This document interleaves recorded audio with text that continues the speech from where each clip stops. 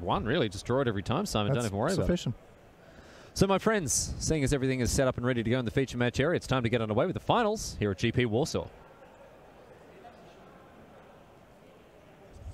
Hello, my friends, and welcome to live coverage of GP Warsaw. What a pleasure it is to have you along for the ride. My name's Riley. I'm joined by Simon Gertzen, been at my side all weekend. We're going to round things out nicely here. Valerio, Luminati, Jean-Emmanuel, Depraz, and Luminati kicking us this Temur Energy Mirror off with an Attune with Ether. Mountain searched out for him. Perhaps, Simon, I'm being a little bit generous in describing this as a mirror. Of course, Depraz, as you can see, he's playing black as well. Yes, but it's as close to a mirror as it comes.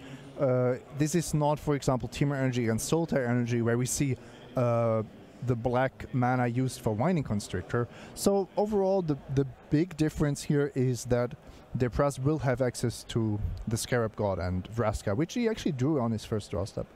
So Luminati now looks like he's going to follow it up with a second Attune. This guy's so in tune. Jeez. Popped down to Alan's music and bought himself a tuner. And all of a sudden, all those 6 guitar strings just in perfect harmony.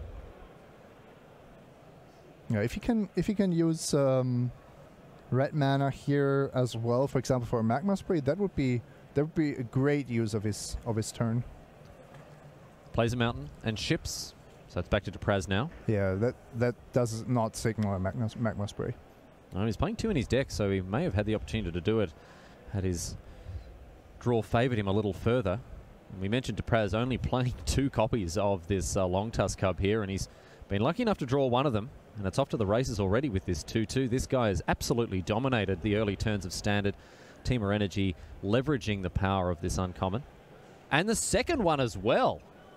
Easy game, easy life for Jean-Emmanuel. Depraz only has 2, draws both of them, plays both of them, no worries at all. Rogue Refiner, the play for Luminati. And that's a good blocker for one of these Long Tusk Cubs. Depraz also didn't play a 3rd land, and that is troublesome if you're the version with all these 5 and 6 drops in the main deck. Servant of the Conduit joining the party as well. Now here is a second activation available for the Long Tusk Cubs here. And suddenly blocking not as effective anymore. No, all of a sudden this Rogue Refiner is a 3-2. Can't tussle against the 4-4 that the Long Tusk will become. It won't stay small forever, Simon. It also doesn't get better if you don't block, though. It's kind of a wash. I do like to force my opponents to use their energy and then maybe punish them just a little bit with Commit to Memory, but Luminati might decide that it's actually better to take damage one more turn and then do that on the follow-up. Problem is, of course, it absolutely stocks Depraz's energy reserves enormously. Another 4 energy will thunder into his reserve should those creatures go unblocked. But as it is, Luminati looking to just save life total here, keep Depraz's energy at a minimum. Yeah, very deliberate chump block there. He knew what was up. Man, turn 2 Magma Spray would have been so huge this game. Yeah, would have completely turned things around, huh? So with 4 mana, is it a Bristling Hydra? No, it's the Commit to Memory that you mentioned, Simon. So Depraz all of a sudden really not getting a huge amount of value from that investment there.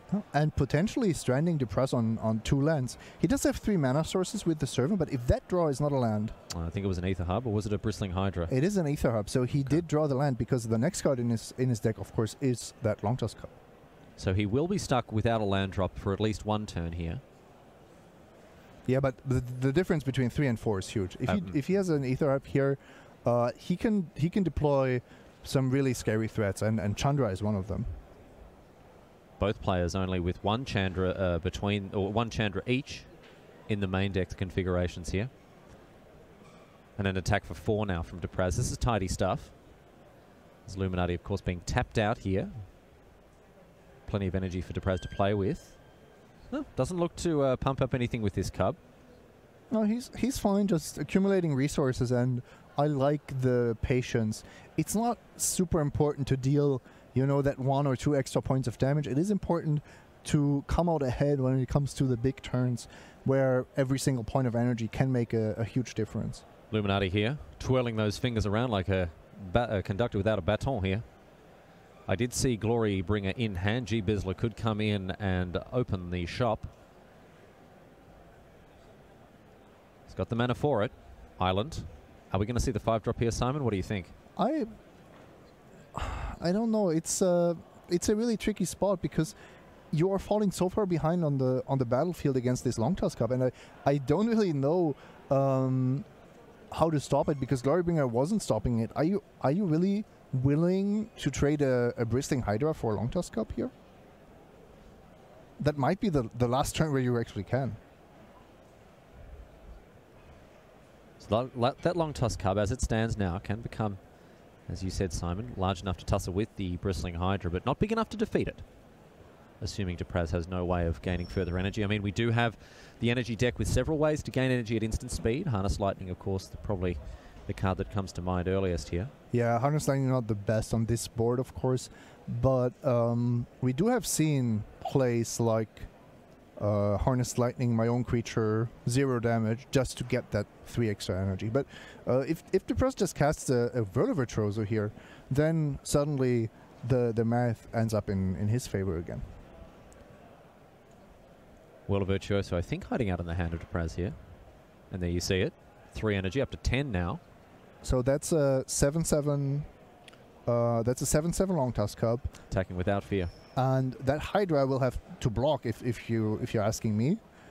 Then we will see an arms race where both players will basically deplete each other's energy as far as necessary.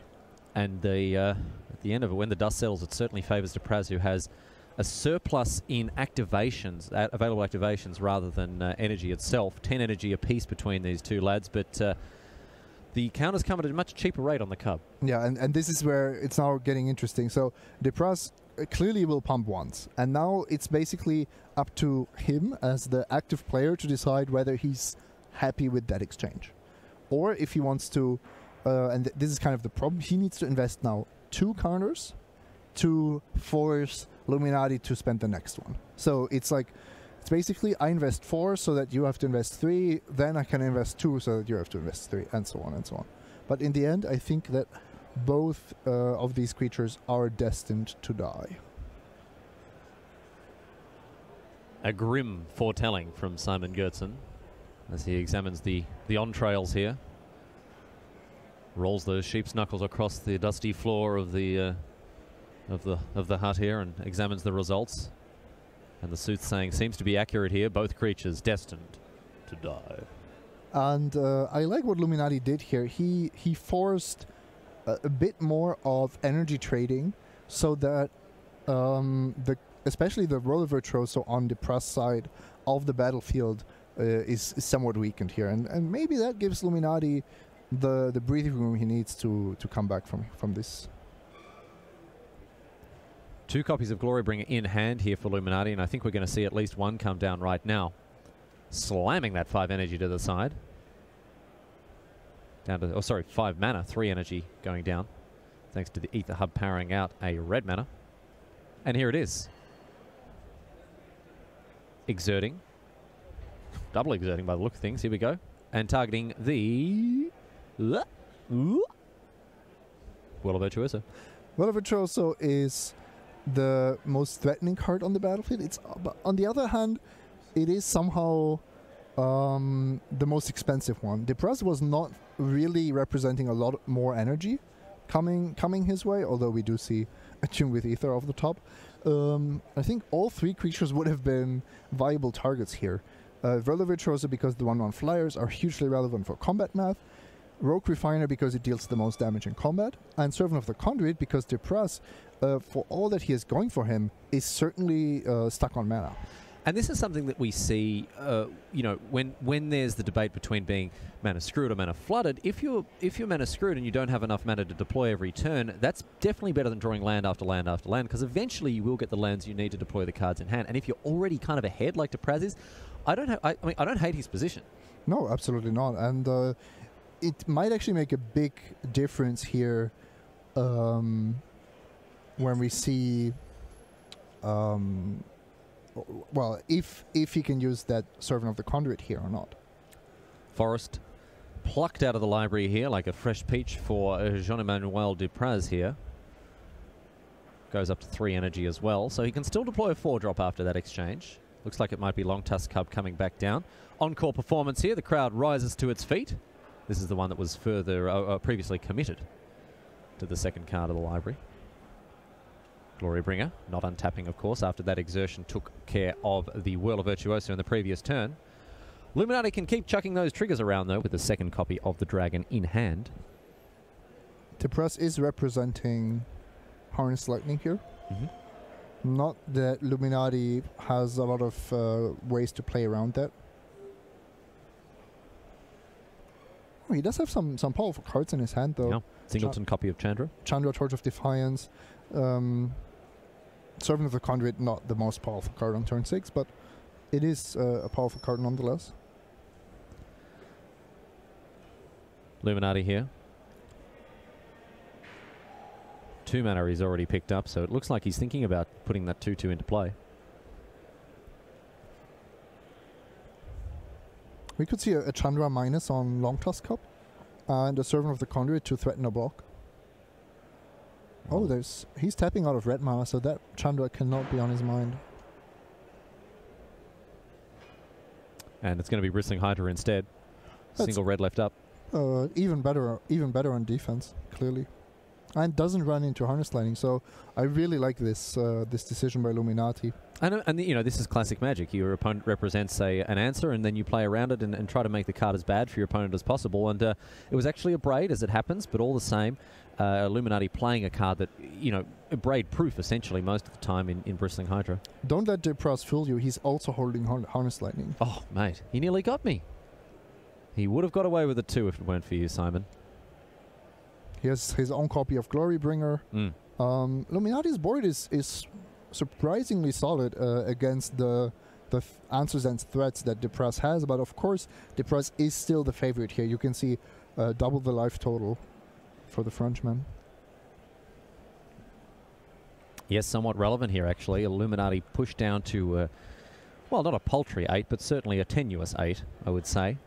So often these mid-range mirrors can end up with players you know, sort of slugging it out in the mid-teens with life totals here, but this is two hits from a Glorybringer, and Luminati's in a world of pain. Going to be hitting the sideboard. We've gotten so used to the fact that life totals are not always indicative of who's winning. Yeah. That it sometimes doesn't hurt to step back a little bit and actually see how relevant it is to all the decisions being made in this game. Hydra up to a 5/4. Going to take care of that Rogue Refiner. But the other creature's getting in uncontested here and going to knock Luminati down to 1. Woo! Tenuous position for him. Perched on a knife's edge here, and I don't know what there is that gets him out of this rather sticky situation, Simon. Suddenly this Doppler token looks very, very threatening. Yeah, is it flexing its muscles? Look at it go. Been doing the squats at the gym. It's funny how Luminati also is not quite a threatening lethal, but he's not that far off. If you count a second Glorybringer here, that's 8 plus 5, 13, 14 with the energy. So he's 2 points, 2 points off lethal himself. Just 2 points shy, geez. And it all comes back, Simon, to that Magma Spray that Luminati didn't have on turn number 2. If he had taken care of that Long Tusk Cub initially, he would have the breathing room he needed to push through those points of damage here. So a critical juncture in the early stages of the game where Luminati was unable to answer the Long Tusk Cubs. And Depraz, as we said, he's only got 2 in his deck, but both of them have done an enormous amount of work. And of course, keep in mind that Glorybringer does not kill other Glorybringers. That's not allowed. It's a non-dragon exert trigger. Chandra, however, stacks up really nicely against Glorybringer. Just don't see a way for him to preserve his life total here. Well, he can try. If he has a Chandra plus a blocker, then at least he's not dead on board. Then Depraz would have to play Harness Lightning or something similar. Confiscation coup. Going to nick that dragon. And says go, but Luminati bluffing like a madman here. He doesn't have anything in hand. He's got a hand that, as we've said, looks a little bit more like a foot. In this particular position, Chandra and Glorybringer are the only cards in it. And with 2 blockers facing off 3 attackers, we're going to game 2 very quickly here. Yeah, and that's actually the nail in the coffin, because if Depraz handles one of these blockers, he knows for sure that he has a winning attack. Yep, because only 1 removal spell was being bluffed there by Luminati, and that is going to be enough to push these guys into game number 2. Depraz picking up the first one very handily. One of those busted long tusk cubs draw. We know, we've talked about it, you know. Little kids go to bed, they say, "Dear Santa, all I want for Christmas is to turn 2 long tusk cub." And certainly Depraz got it here. Turn 2 and turn 3, and he really put the hurt onto Valerio Luminati nice and early. Both players are doing exactly what we're doing right now, Simon, and having a chat about the matchup and, of course, looking over deck lists. We've got them in front of us here, and we now get a chance to talk about the sideboard cards that will be brought to bear in game number 2. Simon, what's Jean-Emmanuel Depraz working with here? Well, lots of cards we've seen all weekend, not all of them for this matchup, of course, but more Planeswalkers is something that we can expect from his side of the table. An additional copy of Chandra, Torch of Defiance, 2 Nissas, Steward of Elements, and some amount of Spell Pierces and Negates usually come in. The card I'm most excited for are the 2 Chandra's Defeat, because as we've seen, board presence is super relevant, and we are looking at a matchup where both players are playing the full 4 Glory Bringers plus, of course, Chandras. And also, even if you're having to point that at something like a Whirl of Virtuoso, you're still not unhappy with that, because that card can also be key in this matchup. Actually, Whirl of Virtuoso can be the deciding factor in a lot of games. It's one of the rarest effects, this token generation, producing flyers, trump blockers, one of the few ways to actually keep Glory Bringers, Bristling Hydras, even Planeswalkers in check.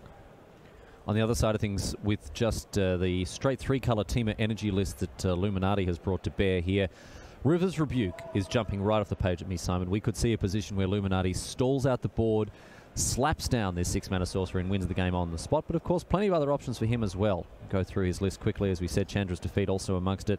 The second copy of a Braid in the board. I don't know about that one there. Vizier Many Faces, another nice one for him to consider.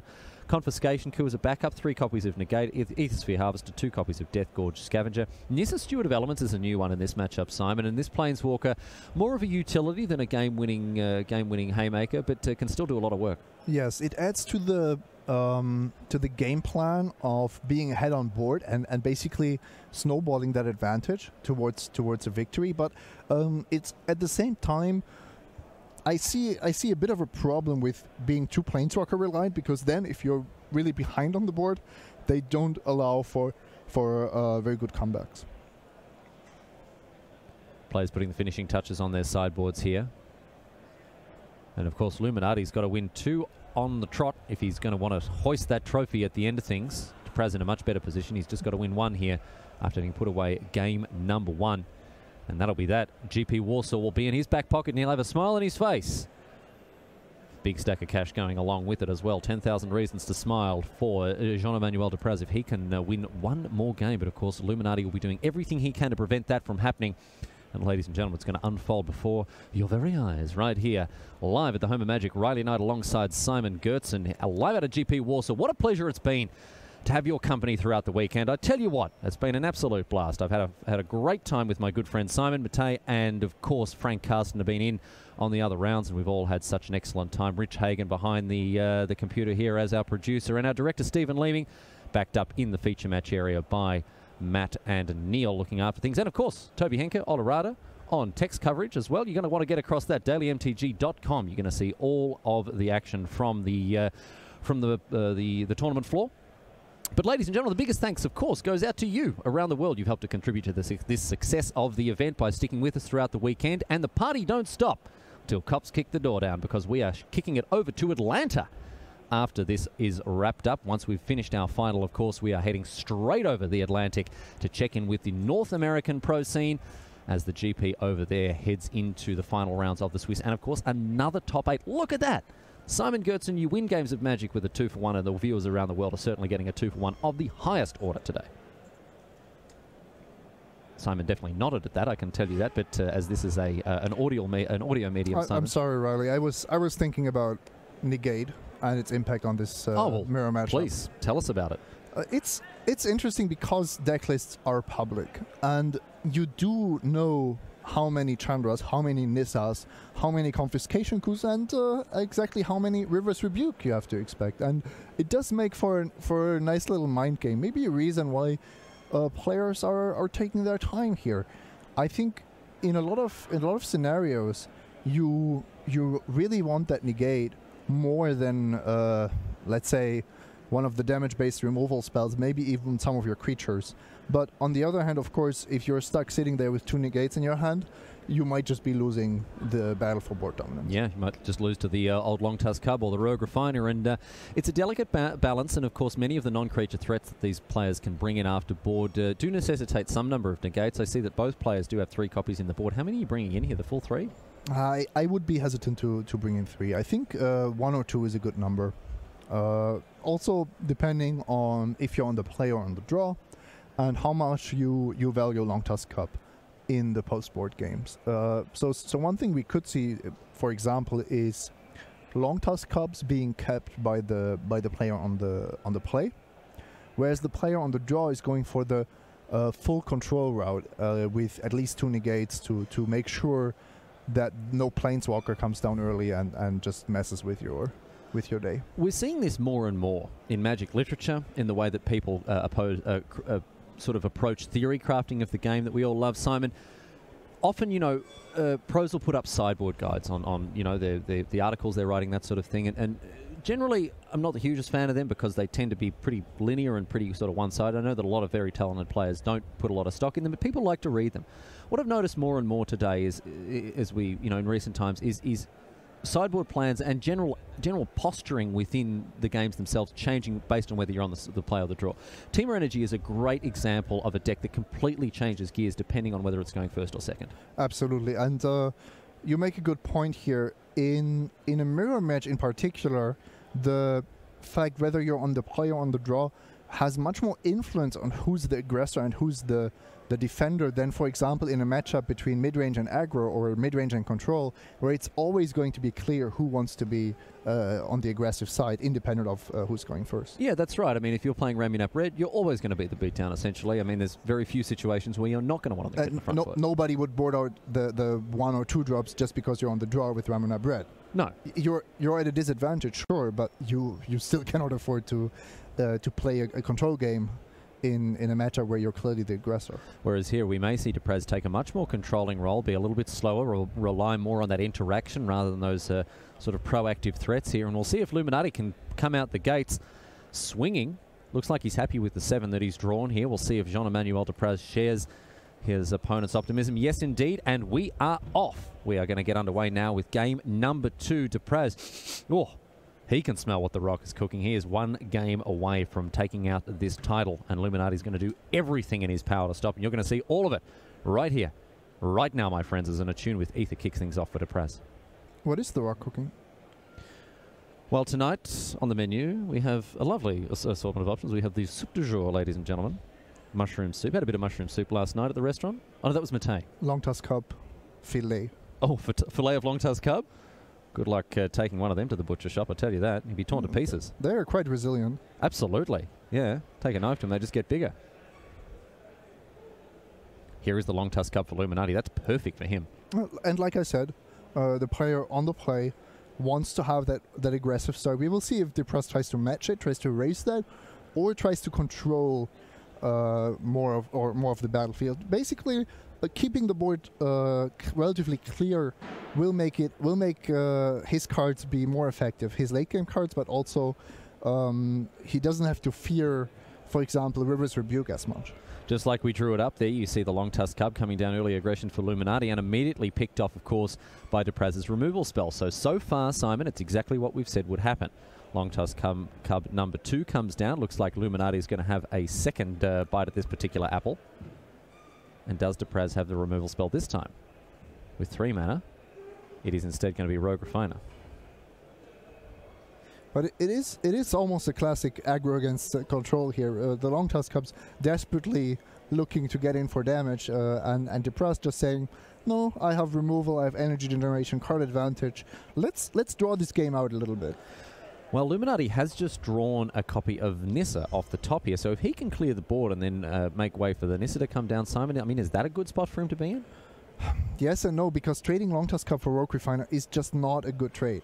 You've just traded your 2-drop for a card, 2 energy, and the extra card. So, well, I think it's a bad trade for Luminati. On the other hand, resolving the Planeswalker is good. I think he's actually on the back foot here. I'm not sure if he has a 4th land. He's consulting the grip very carefully here. I did see a land on the top.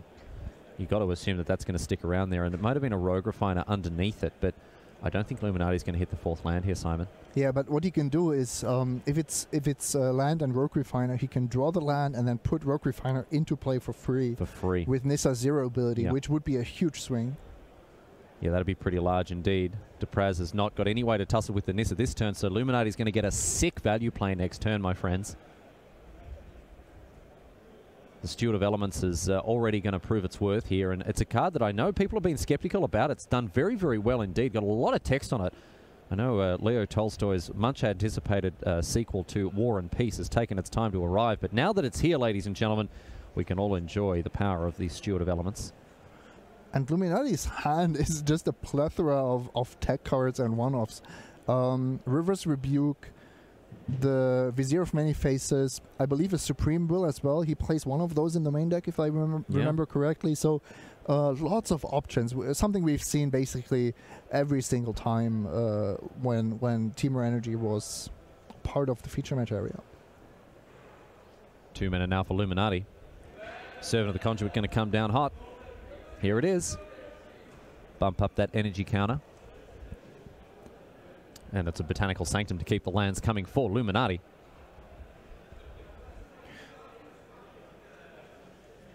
Back to Depraz now. Big decision point coming up when that Bristling Hydra attacks in. Or is there a Glorybringer? That actually changes everything. Yeah, that's going to really make things happen. Although, look at this. Simon Gertzen, out of nowhere, the Chandra's Defeat, knocking the dragon out of the sky, and that is huge. That's a time walk. We can just call it a time walk. It's not technically a time walk, but it's as good as. Look at the impact of this 1 mana instant. Wow, that was huge. What a turn for Luminati. He triple spelled when he had 3 untapped lands. Nissa brought in the Rogue Refiner. He brought down the Servant. Those two are going to hold off the Hydra as well as they could. And then the Chandra's Defeat, taking care of the 4/4 that was going to remove a creature and the Planeswalker, Simon. Yeah, that massive stuff from Luminati there. That is very, very impressive. And like I said, Chandra's Defeat in a matchup where you know that your opponent has 4 Glorybringers just allows for these kind of plays where your opponent is kind of happy you didn't use your mana most efficiently, and then suddenly they are on the receiving end of a 5-1 mana blowout. Jeez, that was a huge swing here for Luminati, and that's put him right back in it because, as you say, I mean, effectively, Depraz wasted his entire turn. We're looking at that root back going, all right, mate, what do you got? What could you have? 1 mana? It's not going to deal with this dragon. And then look at that. Dargan going straight to the graveyard. Unbelievable. Luminati's got his snoot right back into this, scrying 2 now thanks to the Nissa. Whew. Calm our nerves after that big play there, Simon. You have to also think about what Depraz was expecting from this turn.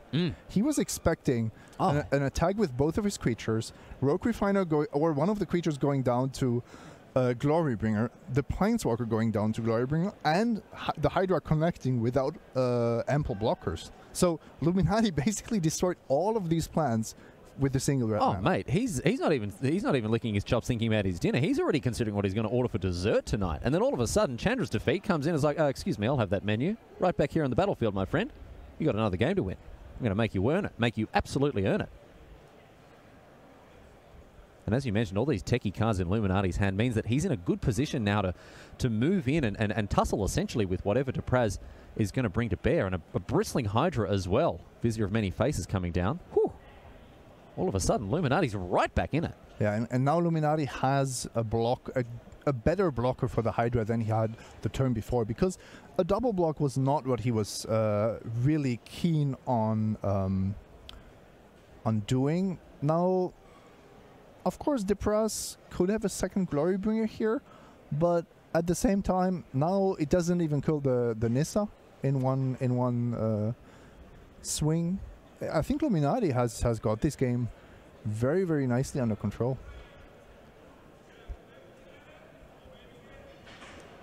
And it all comes back to that key turn. It was the turn 4, or the turn, was it maybe turn 5 as he missed the land drop? The turn where he activated Nissa to put the Rogue Refiner into play. That was huge, because it enabled him to deploy more resources than he had any right to, essentially. Yep. Attune now. To really come back on the battlefield. Depraz, after whistling that attune, manages to find a mountain. And it was turn 5, the turn before Depraz cast the Glorybringer. The Glorybringer, yeah. Yeah, because he missed a land drop and then hit the Botanical Sanctum on turn 4, on turn 5, I should say. So now Depraz. Well, in hand, I can see what looks like a Magma Spray, but definitely a Confiscation Coup and a Harness Lightning. It may be a Full Art Forest instead. But doesn't fire it off because he doesn't really have anything to do with it. That is definitely a Full Art Forest. Colors are very similar.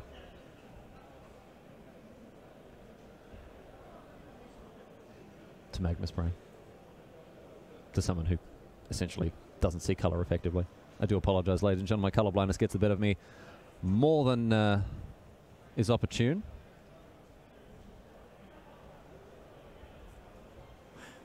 Are you a believer now?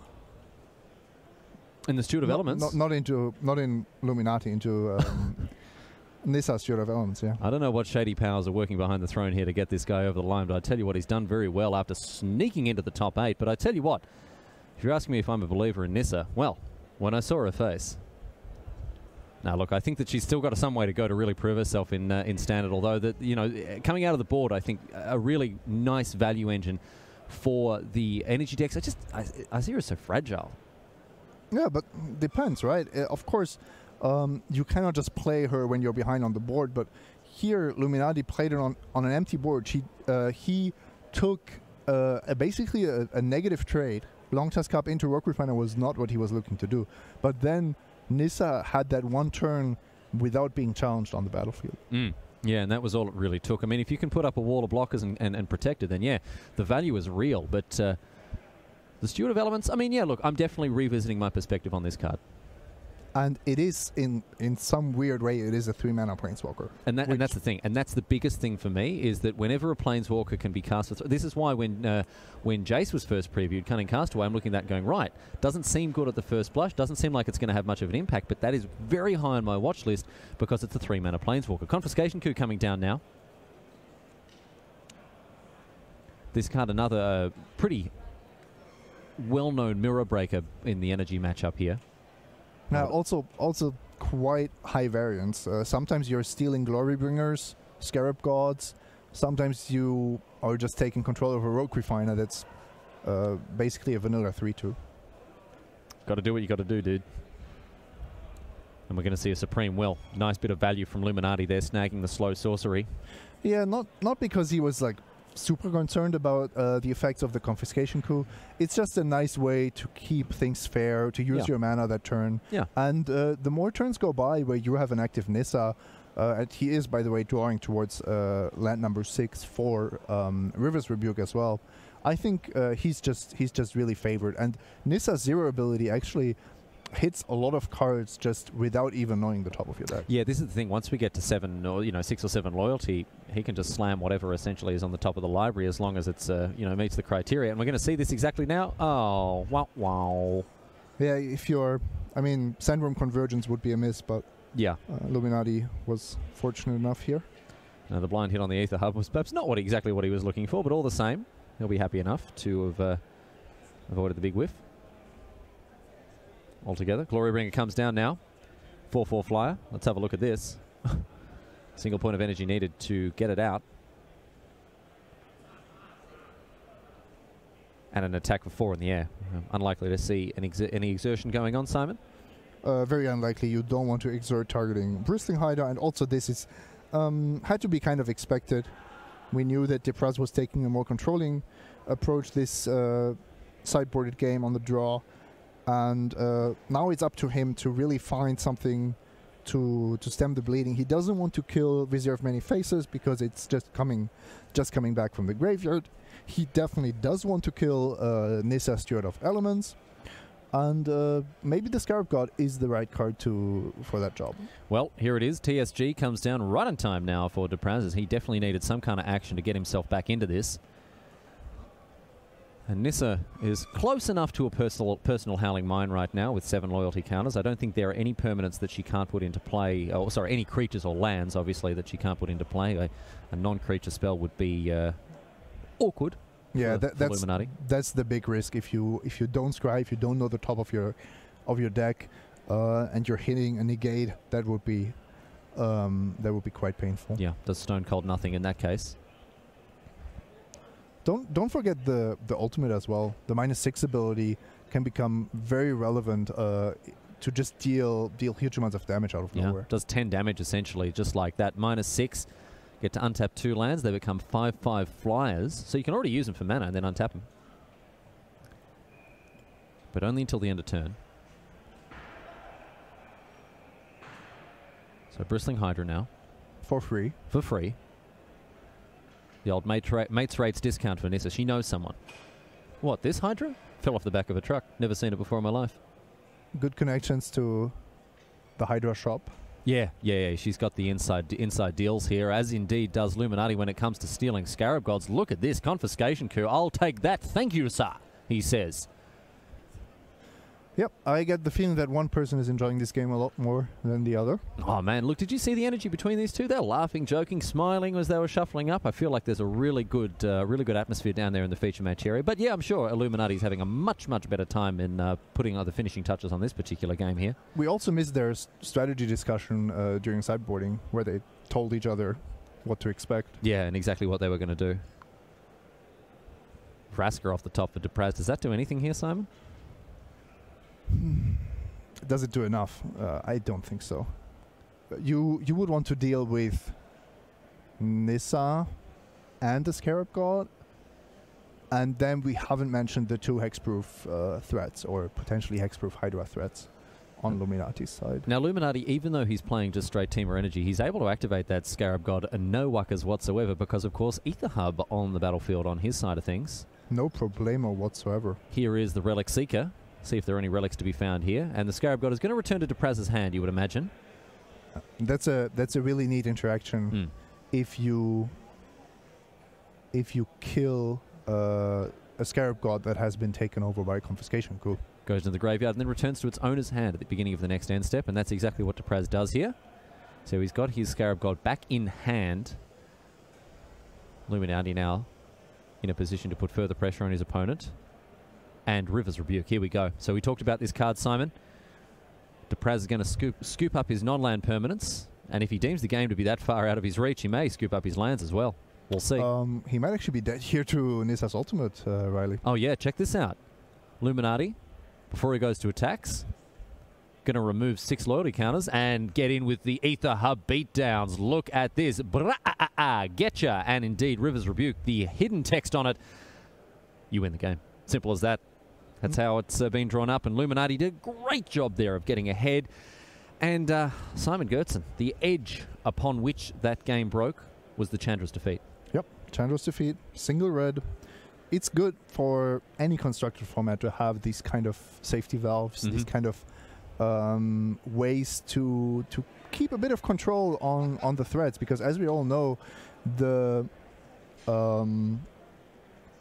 basically the way Magic works, answers can be a lot cheaper than threats, because sometimes they will just not work the way you want them to work. But when they do, we get situations like this where Depraz was looking to basically win the game with a single attack step, and then all his dreams crumbled to dust. And it's a great opportunity to explore the nature of these conditional removal spells. And usually, you know, if you're spending 1 mana for a removal spell in standard, it's something like Magma Spray. You know, it's a card that only has a very narrow field of cards that it can deal with. Whereas if you just want to point a spell at a creature or a permanent and just say get out of here, something like Vraska's Contempt is going to cost you 4. Yeah, now, I mean we do have Fatal Push in the format. That's true. So that's, like, historically speaking, one of the best removal spells ever printed, and even that doesn't deal with Glory Bringers or Chandras. No, that's right. And I think you know, when we look closer at something like Chandra's Defeat, it has a very narrow range, very narrow indeed. But the upside, the ceiling on this card is enormous. Knocking a dragon freshly cast out of the sky, that's a huge game. You know, and this means that Luminati was able to take the pressure, because, as I said, Depraz, he thinks the game's locked up. He's going to attack with the Glorybringer, exert to kill a creature, knock the Nissa off the battlefield as well. And, I mean, yeah, he's going to be at home counting his riches before too much longer. And all of a sudden, the game pivoted on a dime, and we had Luminati really in front, and he never looked to be in trouble from that point onwards. Absolutely, Riley. And in a really abstract sense, Chandra's Defeat and River's Rebuke share a certain property, that they are slightly higher variance cards to answer threats or situations in the mirror where you just don't find other cards to do so. And it comes back to what I said earlier. You don't want your deck to be 35 value cards and 25 lands. It's much better to have 30 value cards and those 5 back-breaking effects like Chandra's Defeat or River's Rebuke. Players now with an opportunity to fine-tune those decks, get those sideboards squared away once and for all, because this is it. We're now playing for all the marbles, ladies and gentlemen. Valerio, Luminati, Jean-Emmanuel, Depraz, 1-1 in the finals of GP Warsaw, live out of Poland, ladies and gentlemen. What a weekend it's been. We've been exploring the standard format in the post-Pro Tour Ixalan landscape, Simon.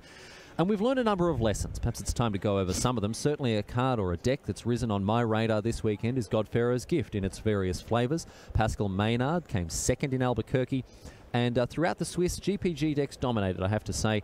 Blue-black, white-blue, they did really good work.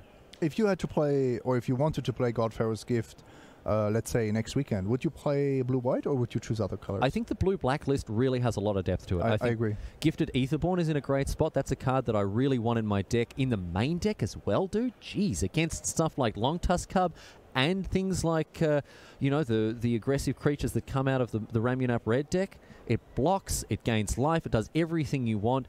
And, you know, at its core, it's a 2-drop against a control deck as well. I mean, I know these Godpharaoh's Gift decks don't do well game 1 against Approach, but all the same, I really like some of the lists we saw that relied on stuff like, I mean, Kitesail Freebooter as well as creature-based interaction coming back as a 4/4, Simon.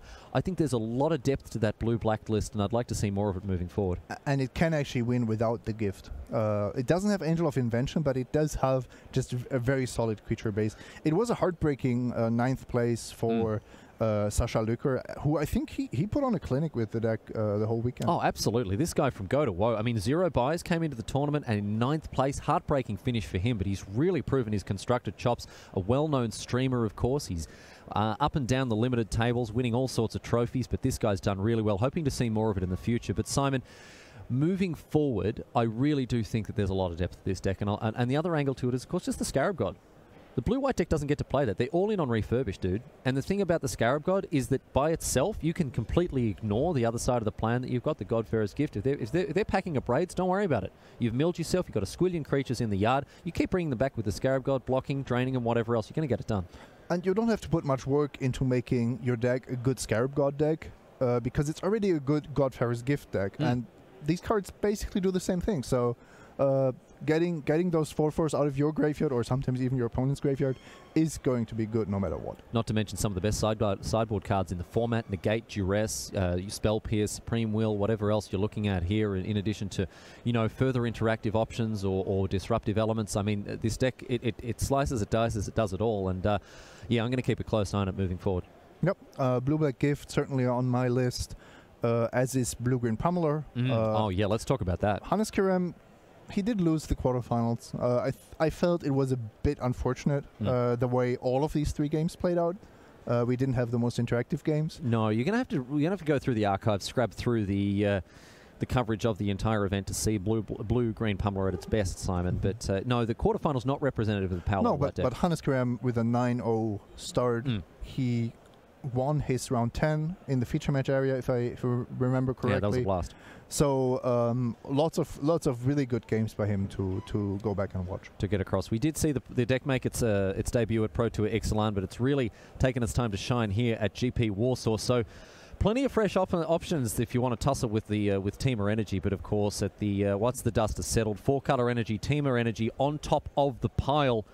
Public enemy number 1, ladies and gentlemen, continues to sit atop its pinnacle. Who will bring this this Dillinger down from its ascendancy to the top of standard? It's beatable. It's beatable. It's just that you open yourself up to be preyed on by other decks if you go all in on beating the mid-range strategy here. Yeah, that's not a way for success. We see, for example, Approach of the Second Sun be really good against it in game 1, but it doesn't have the best matchups against the rest of the field, and it doesn't even win depending on the sideboard options of Temur Energy. So that's something that I'm very wary of. Looks like Depraz is down to 6 here. But both players are mulligan, right? Looks like it. All right, double mulligan here. Both players on 6 cards. 6 is fine. This is the most powerful deck in Standard, so depending on how you curve out, you don't even notice the difference. Also, I'm interested to see how the posture of these two players will be starting in this match. I assume Depraz will be on the play, and still he is playing the Black Splash, so his deck is naturally a bit less aggressive than Luminati. So I expect a relatively fair matchup, at least on paper. And we're going to see a pretty even keel to the ship here as both players, as you mentioned, Simon, I mean, Depraz has a naturally less aggressive bent to his deck. Luminati being on the draw means that he's going to look to sort of tone down the aggression a little bit. And yeah, we could see things pretty evenly matched now as we head into our next game. Hopefully these 6 suit both of our players on your screen. Valerio Luminati and Jean-Emmanuel Depraz, 8th and 7th respectively, just snuck into the top 8 there, Simon. That's quite impressive because, to be honest, I thought that the die roll, the decision to go first, is quite relevant in this format. They just powered through it, huh? Just powered through it. Ain't give a damn. They get straight through it and get their business done. And right now we're going to see these players down to 6, but they have got their game faces on and they are ready to tussle. So decent mix of lands and spells for Depraz, and is Illuminati off to the same sort of start here? Yes, he is. Both players scrying. Illuminati moving the card off the deck, whereas Depraz opting to keep it on top there before moving it below, finally completing his scry. And it's a land on top for Illuminati. Here we go, off to the races. The final game in the final match of GP Warsaw. After this, of course, kicking it straight over to Atlanta. A Tune with Ether opening things up for Illuminati. You're not going to want to miss a minute, however, because a champion will rise as soon as this match is finished. Trophy to hand out, some cash to give away, and then it's straight over to our friends in Georgia. Marshall Sutcliffe heading off a team with, of course, Ben Seck and JVL, Jacob Van Lunen. Two powerful starts from both of these players. The mulligan not really playing a role until now. Luminati actually has that slightly more aggressive start with Long Tusk Cup, but Depraz has to be happy that he gets the mana acceleration on the play. Plus, the black splash is already secured with that if that Servant of the Conduit survives. Long Tusk Cup. Get some, he says. Here it is. Here's my boy. He gonna get you. It is significantly weak on the draw, as you can see here. 3 mana now, and it's a Rogue Refiner. Depraz draws, no attacks. Back to Luminati. Now we know he's not having mana issues. We know he's scryed to the top here, and he's going to curve out nicely now with 3 mana. World of Virtuoso, perhaps? Yes, indeed. And an attack with the Long Tusk Cup here, Simon.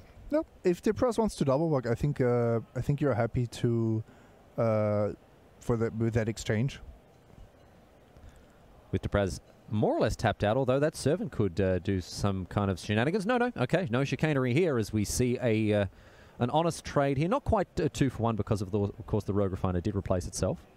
Yeah, and you also had to invest some additional energy, so Depraz is actually ahead in the energy race. Luminati is ahead on the board, although that's changing now. So it's all about just getting into a board position where you're happy with what you have, where you can untap with a Planeswalker in play. And for example, Depraz, this turn, if he deploys a Nissa, she's just under direct fire. And Luminati, now that he's untapping with a Whirl of Virtuoso in play already, if he plays a Chandra, he's looking pretty strong. The only problem really for Luminati is the fact that he doesn't have a lot of energy compared to Depraz, who has 7. And obviously that Whirl of Virtuoso doing a stone cold nothing other than attacking and blocking as a 2/3. But that will be enough to keep Chandra alive for at least a little bit, and a Flame Slash taking care of the 3/2 here. The Flame Slash, of course, the nickname given to Chandra's minus ability, as the card Flame Slash does 4 damage to a creature at sorcery speed.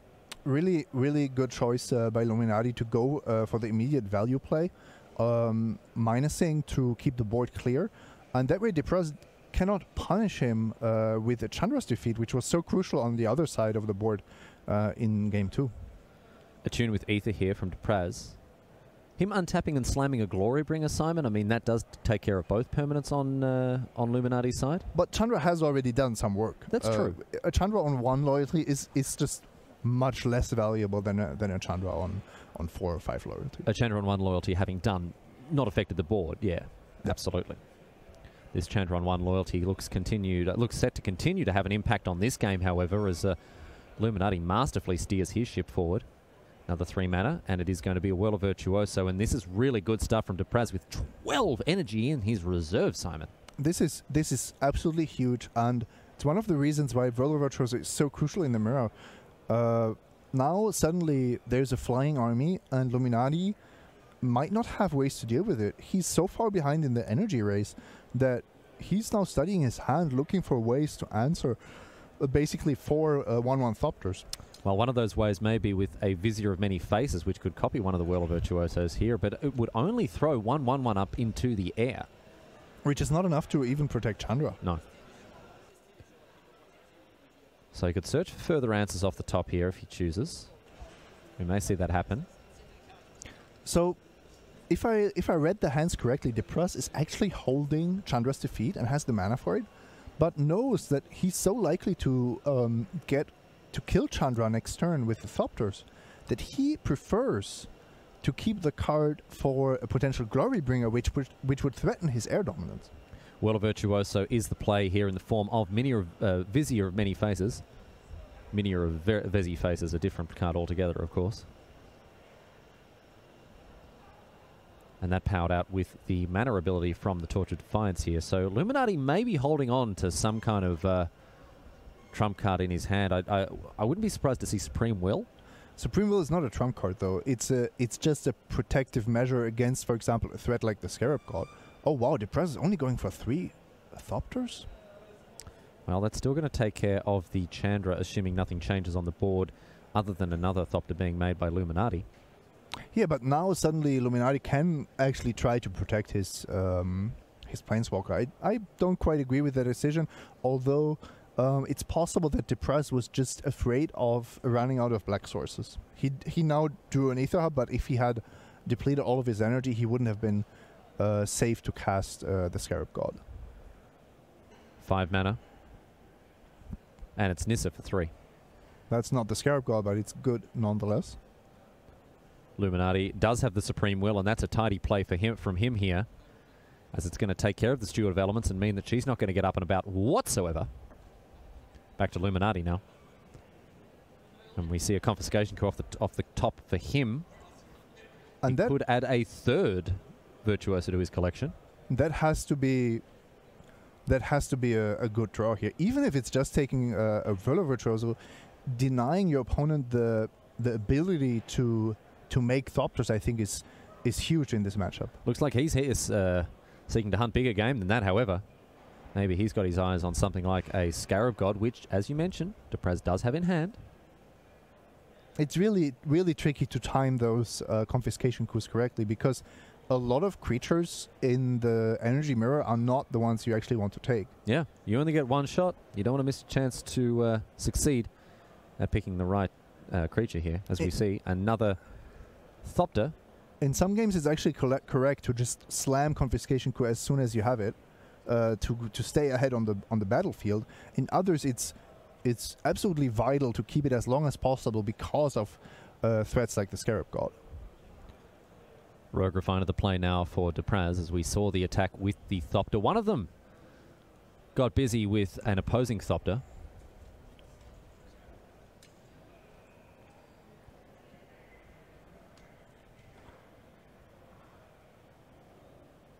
Both players with a stack of mana available to them. Yeah, almost too much mana for both of them. Luminati would kind of like that Vizier to die, so that he has something to embalm. Yeah, but the thing is here, I mean, Depraz has 3 cards in hand. To Luminati's 1.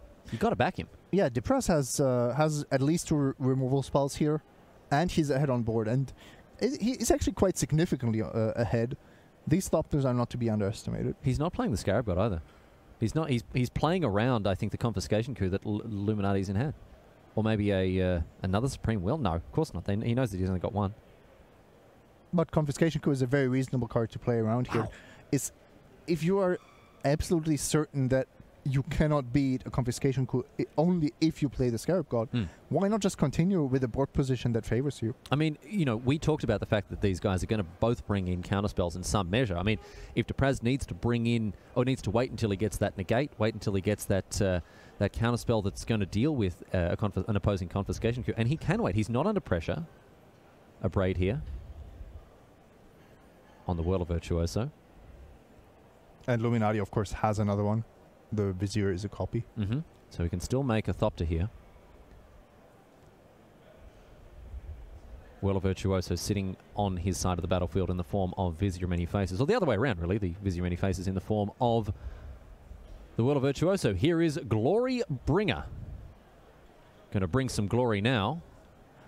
I'm a big fan of how Depraz has handled this game. Huge attacks here. All sorts of glory going to be brought. Here is the 4/4 exerting. You have to understand what Depraz is doing here. He's using that Glory Bringer to full effect. He's baiting Luminati to take control of it with Confiscation Coup. Yeah. And he's already holding Chandra's Defeat to basically... he's still 2-for-1ing himself, but this is what it will allow him to cast Scarab God to completely take over the game. Yeah, he's completely taking the teeth out of the Confiscation Coup. He's welcoming it down into the dentist's chair, popped a little bib around him, open up please, and out come the pliers. That's what's going to happen here, because Luminati, I imagine, is going to walk right into this trap. Block the Glory Bringer, says Luminati. It's all right, I'll grab it next turn, that's fine, I can stabilize here. Well, even though it's hard enough. This is part of the problem. He needs more than a Confiscation Coup to stay alive here. Counting up his lands, 3, 4, 5, 6, 7 or 8 million lands in play for Luminati. I think he's going to walk right into this trap. There's just a nice piece of candy at the back of that little cage. He might also River's Rebuke here, but this is probably not a board where River's Rebuke wins you the game. It just delays the inevitable. Now the other option for him, of course, Vizier of Many Faces in the bin, and that may be the play here, because that can copy the Glory Bringer and actually have it attack straight away as well, or just sit back on blocks. It's not tapped. Is that what's going to happen? Rogue Refiner. Where is his finger pointed? Or is it a Whirl of Virtuoso? Oh. It's the Virtuoso once again. Best blocker in Standard. Best a repeat performance. Sold out shows. And now it comes back for an encore. But Luminati's just barely surviving here. No, I mean he's how can he get through this this next combat step without just being, you know, beaten black and blue? 1 Thopter, 2 blockers. You do survive. It's not pretty, but not by much. Jeez. Just a whisker in it here for Luminati. Trying to stay alive desperately here. BG's pumping in his ears, but it's not going to be enough for the long term, Simon. And that's the first Whirl of Virtuoso I've seen that's immune to Chandra's Defeat. Oh yeah, it's because it's white, isn't it? Yeah. I think it's only white. It's just white. No, it doesn't have any other colors. As you can see. Yeah. So the Virtuosos bounce off each other. Luminati takes 5 down to 1 here. He needs something very special. Depraz looking through the graveyard, perhaps signalling the Scarab God in his hand. That's the least Illuminati's worries. He's got to deal with the 5 creatures that are they're all lethal attackers right now in the face of his lonely Vizier there.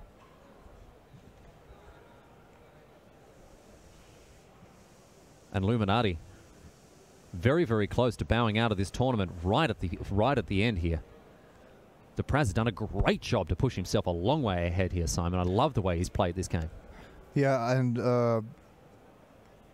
I can't think of a secret community that helps you out here. Nope, don't think there's going to be a draw that does it, although Whirler Virtuoso, once again, the best blocker in Standard, as we've said. You need a lot of energy here. A lot of energy that he doesn't have with only 2. Bit of table piano for Luminati here. Tapping out one of Beethoven's sonatas by the look of things. With the old grandparent typing technique, the hunt and peck.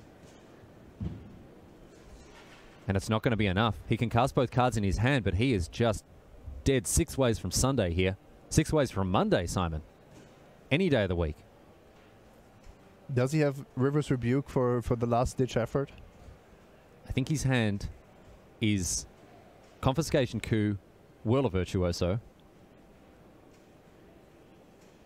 And here it is. That's probably as good as it gets. But it's going to be, in response to the trigger, a Chandra's Defeat, which means no new Thopters can be created, which means Valerio Luminati, oh sorry, he can create a new Thopter with, of course, the Vizier Many Faces. But it does mean 1 less blocker. It does indeed. Confiscation, you on a Thopter! And that creates the most... And that creates the greatest amount of energy for him. He's up to 9.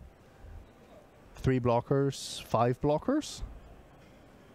Come on, get at me, he says. Get at me. What have you got? Jean-Emmanuel Depraz. He attacks. Illuminati cannot block fast enough with these Thopters.